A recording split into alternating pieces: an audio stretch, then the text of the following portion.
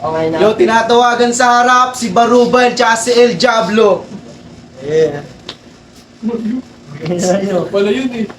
Uy, puta. Oh! Uy, gago. Ah, kaya mo. Okay na. Congrats. Ano to? Kala ko ikaw. Yo! Rapukutan Guillotine! Andito tayo ngayon sa Federal KTV Bar. Everybody make some motherfucking noise! Yo, shoutout lagi sa Federal KTV Bar, kay Boss Champ, Manila Collective, Hip Hop United, Cavite, syempre kay Dash Calzado ng Legit Misfits, sa Funky One Production, sa No Cap. Yeah. Yes, sa kaliwa ko. Galing pa ng Barrio 14 at Kabanggenyo Street. Magingay para kay Barubal. Shoutout kay Laser, kay 14. Tas kay Tropang Alejandro, yung may karos niya sa labas. Shoutout sa'yo. Sa kanan ko naman, galing pa ng Impyerno at Lupa. Make some motherfucking noise para kay El Diablo. Coin na sa akin.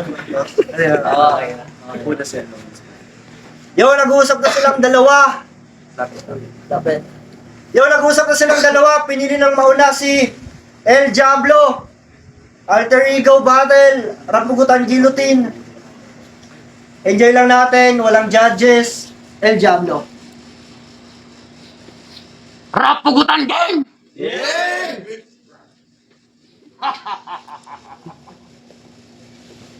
Katahimikan muna. Respeto sa El Diablo. Ang hindi sumunod, lumuhod sa harap ko. Sambahin ang dagat-dagatang apoy sa impyerno na siyang pagmamay-ari ng nasa harap nyo. Game! Game! Isa kang matapang naman na lakbay. Natuntun mo ang aking kaharian. Sige, maglakad ka ng walang humpay hanggang sa maarok ang kailaliman. Huwag kang lumingon sa kaliwat sa kanan. Dumiretso ka lang sa kadiliman. Nasilayan mo'y nakaupo sa trono. Napahanga kaya't napatayo at ang kasoy. Sa liwanag, wala ka nang mababalikan kaya't sige! Sa nagbabagang rehas, maaari ka nang pumasok! Hintayin mo ang hukom ng hari ng mga hari. Hintayin mo ang hukom ng hari ng mga hari. Oh! Wala kang nakaramdam! Dumating na ang hari! Maghanda ka na sa unang pagsubok! Di ka na sa legat ba? Abang hawak-hawak ang kalawit, ihilain ng matapang, nagmamakahawa ka sa langit. Tagpas dila, butas na lamunan, nang di na makaawit. Butal to umaslang lalo sa katulad mo na pangit. Kaya, teka tayo!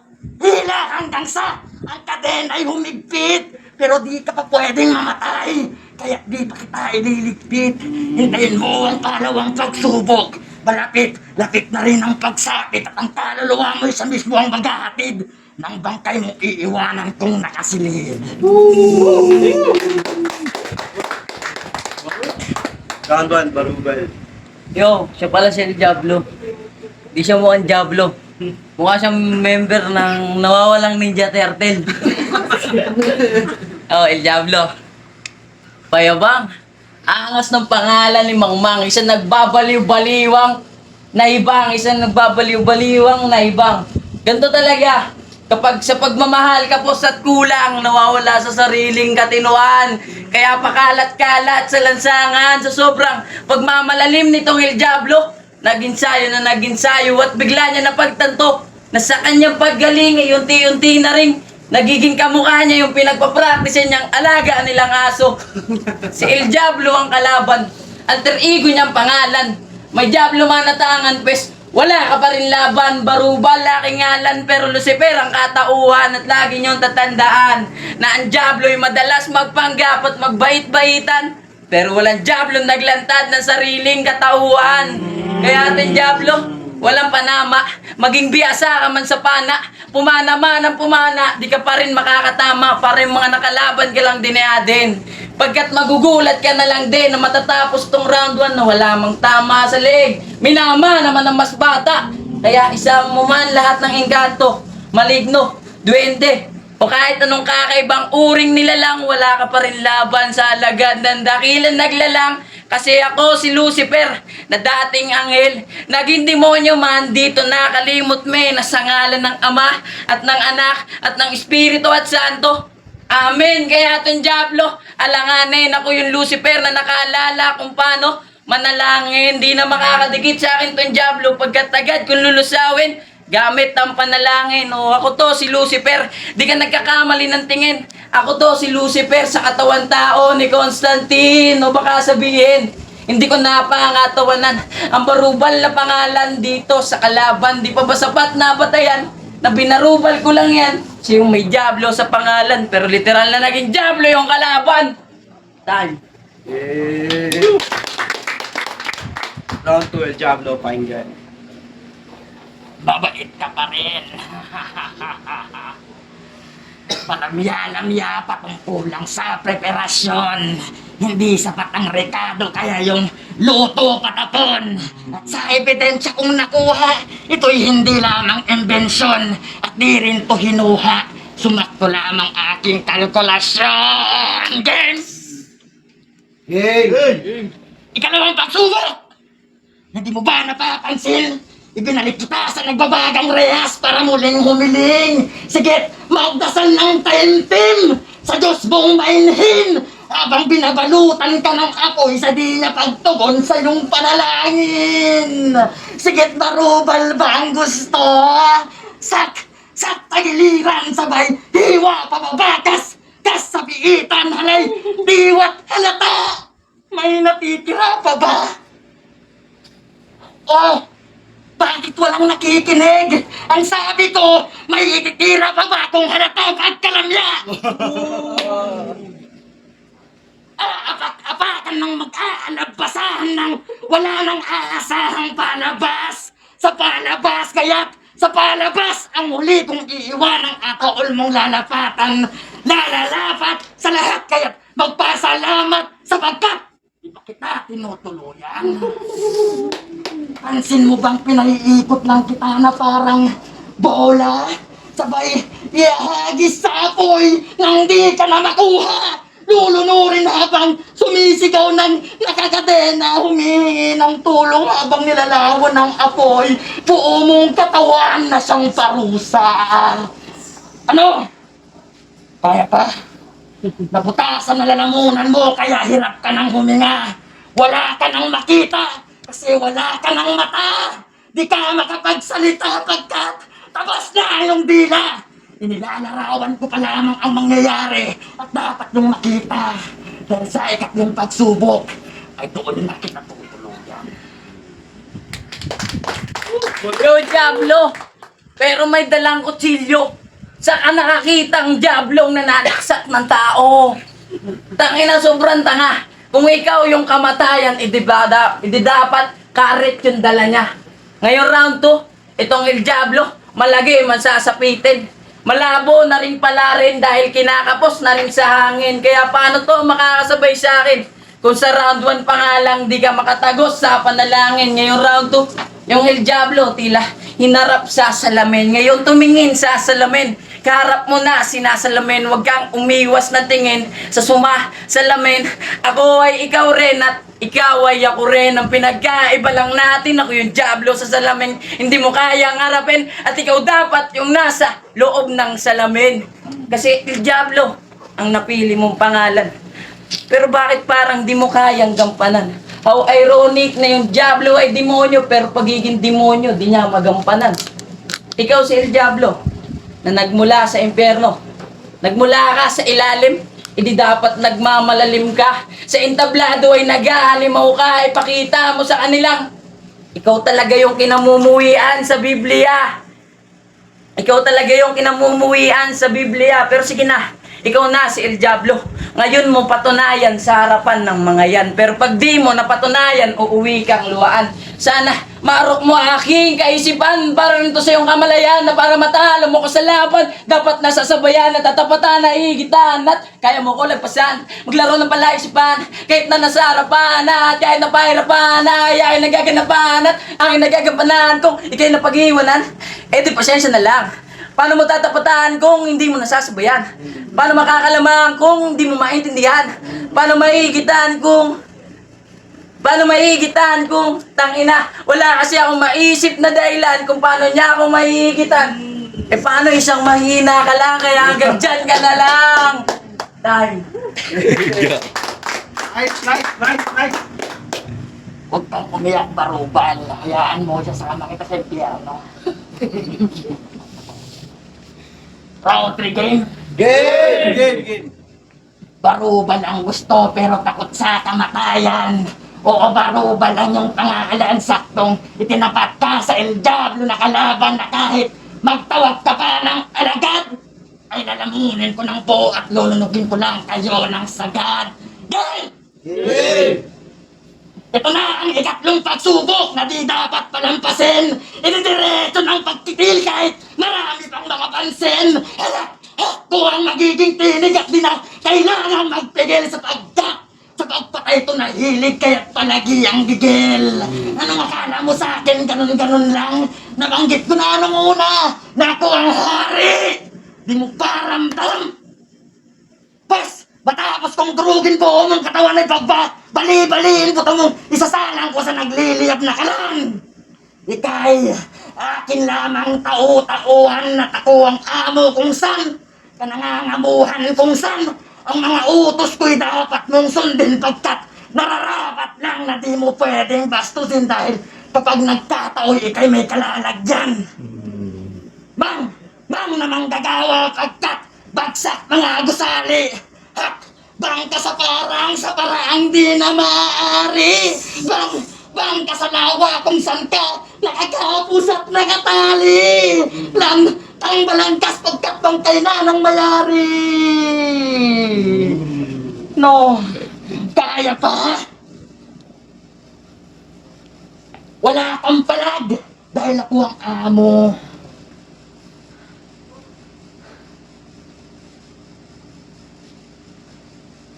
Ano? Bulantang bang kayo mga bobo? Yung tinatawag ng bobong kabanggenyo ay may tinatagong lirisismo kung sa may tinatagong talino kung sa pang lirisismo. Di ko na dapat gagawin pang magtago sa likod ng maskarang El Diablo! Dahil kaya kong makipagsabayan ng apoy kahit saan paitarang. Ang kaso, ayoko sa tatanga-tangang magaka na puro lamang kabulaanan ng alam. Ang gusto ko, yung may tira, yung tipong may kapayapaan. Pero mabagsik kung usapang lirisismo sa sulatan. Kaya ano kapayapaan? Ihanda mo na ang 100%. Sasabayan kita mapa-leveled o kahit saang aspeto. Di ko kailangan ng arpin na puro lamang sigaw sa entablado. Ang gusto ko, yung may husay. Para mas uminit ang kabanggenyo. Oh, ano pang hinihintay nyo? Kaya nga nagbanggit ako ng kapayapaan. Dahil kung kailangan ko'y tapos na. Dinurog ng pino at wala akong tinira. Kaya't tarak ng krus sa lupa habang bumabaha ang dugo ng tupa. At mananalangin ng ama namin ang buo mong pamilya habang binabanggit ko ang you may now rest in peace. Mamatay ka na. Is!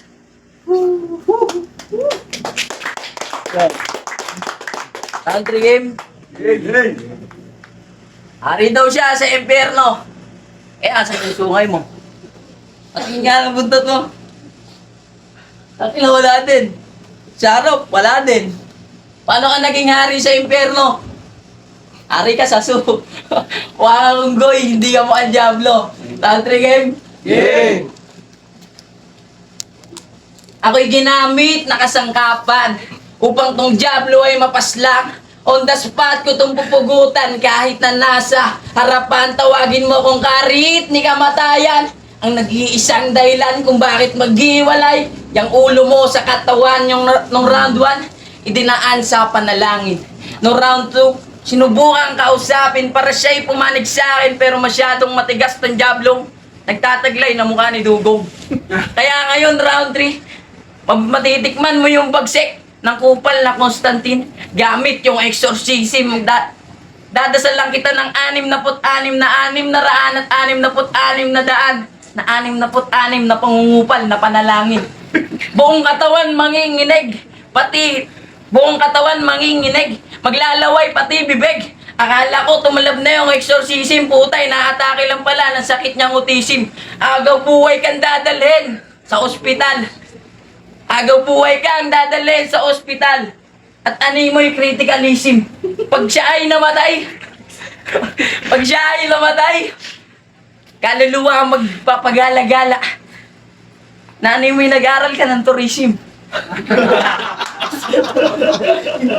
At dun lang magsisimula upang tong kaluluwa ay maging rebelde at masama. Spirit tourism. Pero hindi, maswerte ka pa rin dahil naging tropa mo yung kupal na Constantine. Tutulungan kita upang sa langit tanggapin. Babasbasan kita ng dala kong holy water, pero laman ay ihi. Tawagin mo tong bautism. Baka gusto mo pa ng option. Alata naman sa iyong emotion. Nakabado pa tong kalaban kaya nagmalfunction, putol-putol tuloy yung connection. Pes chaos, tama ka nang nahanap na solution. Na sa akin ibinigay yung invitation.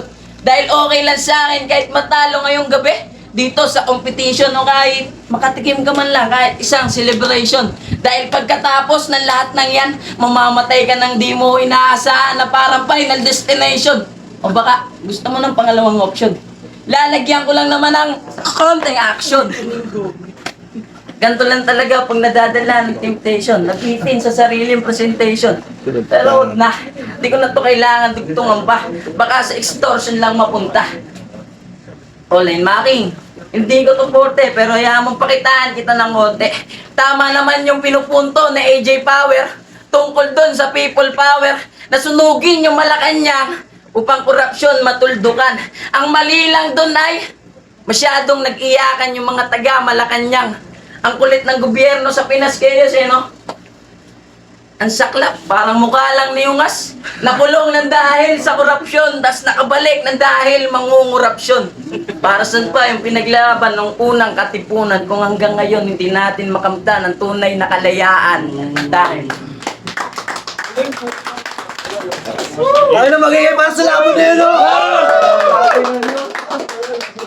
Tangina mo, may ganun nga pala, hindi mo nilalabas sa Ano school. ba yan? Ano ba yun? Ikaw pa rin. Payag na ako, tinalo mo ako, pre. Puti. Oo, ang ganun ako. Hindi, ginanungan niya nung round 3, ginanungan niya eh. Ibad ka nga.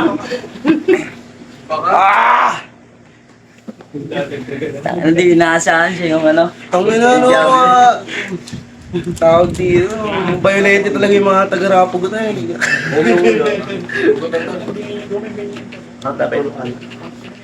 Yung Rapugutan Rap Battlegrounds ang laban. Barubal vs. El Diablo. Bagayin ulit kung nagustuhan niyo yung laban na yun. Tangina solid. Itong boto ng Horado, tangina panalo tayo dun lahat, yeah! Solid, tangina nyo. Pre, solid sayang yung promo. Promo yun, pre? Promo, may laban yun. Ayaw, shoutout nga pala kay Ate Murphy Alonso, kay Jobert de Guzman, Ate Michelle Lumang, Kuya Caps Lopez, Kuya Arnel Gigante, Binibining Amira, Rico Roldan, Gian Altes, Ina Lopez, Cyralyn Andrea Sumalbag, Godofredo National, Writers of Tomorrow, Christian Buligan, Calya, Artist PH, Aztec, Huwarang Makata, Nathaniel Enaud, Memoy Cafe ng Isabel Garden Villas as kay Boss Senyor. Yeah. Talo na ako dito, tangina ng galing nyo. Shoutout. Shoutout kay Kuya Leandro, yung tropa natin dyan sa labas.